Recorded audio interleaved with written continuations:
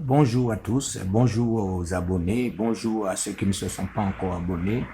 Donc, je me présente, je m'appelle Jacques Pouillon et puis j'ai créé ce groupe Alcool et drogue plus addiction. C'est pour en parler parce que de mon vécu et aussi de la grâce que j'ai eue de pouvoir m'en sortir de cet enfer. Et aussi, je voudrais éveiller l'instinct de certaines d'autres personnes qui se trouvent dans cette situation. Donc, c'est pour cela que j'ai créé ce groupe Alcool et drogue plus addiction. C'est pour en parler ouvertement. Et c'est pour aussi, je sais qu'il y a beaucoup de personnes qui sont concernées par ces situations.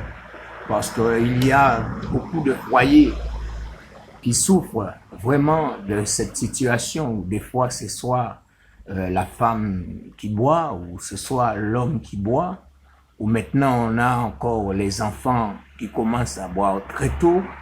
Et il faut savoir que ce sont des situations qui créent vraiment des situations délicates. Parce que c'est comme en tout, la première utilisation, on trouve qu'on est un esprit, on est vraiment bien, on a consommé quelques verres d'alcool, et puis on sent que les choses sont plus faciles, on a la facilité de parler, la facilité de draguer, la facilité de faire des choses. Donc on se dit, tiens, voilà, pourquoi qu'on ne s'y mettrait pas un peu tous les jours à consommer un peu d'alcool et ainsi de suite à passer des champs en champs et qu'on ne se rend même pas compte qu'après, qu'on devient très vite en addiction à ces choses. Et ainsi, il faut le savoir qu'une fois commencé par l'alcool, ça passe automatiquement après par la drogue. Le cannabis, c'est aussi de d'autres drogues plus dures.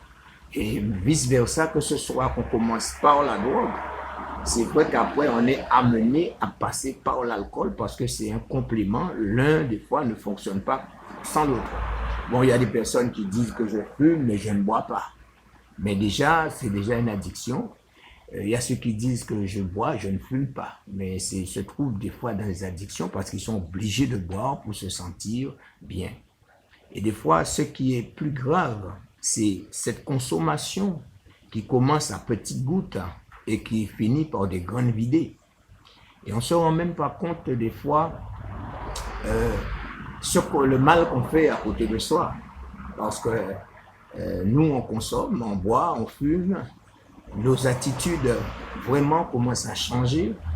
Et puis, nous avons des familles qui assistent des fois à nos débuts dans l'alcool, qui des fois n'ont pas la possibilité de nous reprendre, ou des fois qui souffrent pour nous en silence.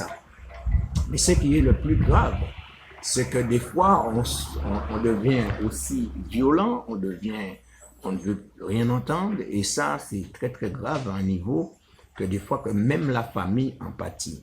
Nous n'avons pas des fois l'amour qu'on devait avoir, parce que des fois, avec une haleine qui sent de l'alcool, nos pores qui évaporent ce côté d'alcoolémique, même en consommant de la marijuana, on se rend compte aussi que c'est très mal. Des fois, on a les yeux très rouges. Les personnes nous demandent, mais qu'est-ce que tu as? Quel problème? Il y a des personnes qu'on n'est pas obligé de dire qu'on a fumé ou qu'on a bu, parce qu'il faut toujours ces deux compléments, pardon. Et c'est ainsi que commence vraiment une descente aux enfers. Donc, ce qui arrive, il faut savoir qu'il y a toujours une initiation qui se fait par un qui est plus habitué que l'autre. Ça ne vient pas comme ça. On peut commencer à prendre un verre, deux verres, mais il y a toujours des initiés qui vont t'encourager à boire, qui vont te faire comprendre que l'alcool, c'est une manière de se décompresser, de se sentir à l'aise et tout. Mais il ne vous dit jamais que une fois que l'alcool prend le dessus, c'est que cela devient une addiction. C'est que c'est tous les jours que le corps en réclame. C'est tous les jours que l'esprit même est affaissé parce que des fois on sent que le corps est à terre même, on ne peut rien faire. Et il suffit qu'on se tourne vers un, deux verres, et puis après, tout de suite, on sent qu'on a le punch et que la journée peut commencer. Mais détrompez-vous, il faut savoir qu'effectivement, que l'addiction commence de cette manière. Donc, je vous disais au commencement que j'ai créé ce groupe et j'attends aussi qu'il y ait des interventions, qu'il y ait aussi des personnes qui sont concernées parce que c'est pas pour créer un groupe pour ni être à l'origine de la création, mais parce que déjà je me fais de ma personne de pouvoir témoigner de mon témoignage parce qu'avant, je dois le dire que j'ai consommé de l'alcool, j'ai fumé de la marijuana.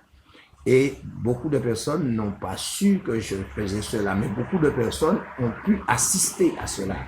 Et je dis merci aussi à ma famille qui a toujours été à mes côtés, qui m'ont soutenu, même dans les moments les plus graves. Parce qu'il y a des situations où on consomme de l'alcool et que la famille vous abandonne.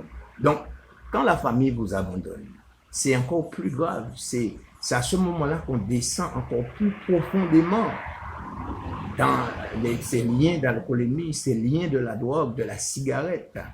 Et c'est ça qui en résulte après à une addiction parce que on ne se rend pas compte, on veut avoir l'amour des gens qui nous entourent, mais avec une haleine impossible, avec une transpiration qui dépasse toute odeur. Et on veut embrasser, on veut avoir des câlins, et voilà encore ce qui crée des disputes dans la maison. Ce qui fait qu'on n'a pas l'amour de ses enfants, parce que les enfants aussi se rendent compte de la dépendance. Ta femme te rend compte de la dépendance, ton mari se rend compte de la dépendance, mais des fois, cette addiction ne commence pas au moment qu'on est adulte, cela commence depuis qu'on est jeune. Depuis qu'on est adolescent, qu'on commence à boire des bières, qu'on commence à fumer en cachette à l'insu de ses parents. Et aussi, on ne se rend même pas compte qu'on est déjà en train de prendre un chemin de perdition. Et c'est ainsi de suite que ça va s'acheminer, que l'alcool va amener la drogue, ou la drogue va amener l'alcool, et ainsi de suite, il va avoir petit à petit cette addiction de toujours avoir envie de boire, envie de fumer, parce que vu maintenant aussi, c'est pas seulement cela, mais les difficultés de la vie, il y a des gens qui perdent leurs emplois, il y a des gens qui ne travaillent pas et qui se sentent humiliés des fois par certaines paroles qui se disent sur eux, dans leur maison, le comportement qu'on avait quand on travaillait et le comportement qu'il y a quand on ne travaille pas, c'est des fois il y a des mépris, il y a des mots qui sortent et puis on ne se rend même pas compte que c'est le chemin de la destruction. Donc aujourd'hui, je veux parler vraiment de témoignage parce que moi personnellement, j'ai connu l'enfer de l'alcool, j'ai connu l'enfer de la drogue, j'ai connu la cigarette, mais jamais j'ai pu penser que cela pourrait avoir un impact aussi intense sur ma vie et aussi dégradant parce que je me suis vu de ma personnalité que je véhiculais d'être quelqu'un que je pensais être bien, mais j'ai vu à quel point que l'alcool, la drogue, cela a impacté ma vie familiale, ma vie de tous les jours. Et vraiment aujourd'hui, je fais cet appel parce que c'est un peu la première partie, parce qu'il y a d'autres, j'attends des témoignages aussi de personnes qui n'arrivent pas à s'en sortir. Mais aujourd'hui, si Dieu permet que je puisse faire ce témoignage, c'est vraiment parce que j'ai eu la force de l'esprit, avec l'aide aussi de Dieu, de pouvoir m'en sortir pour dire maintenant non. Non à l'alcool, non à la drogue, non à la cigarette, mais respirer une vie de famille et qui soit équitable, qui soit bien. Parce que c'est vrai que en regardant après dans mon passé de ce que j'ai fait sur les périodes d'alcoolémie, les périodes de drogue, je me suis rendu compte de tout le mal que j'ai fait autour de moi. Des gens que j'ai abusés.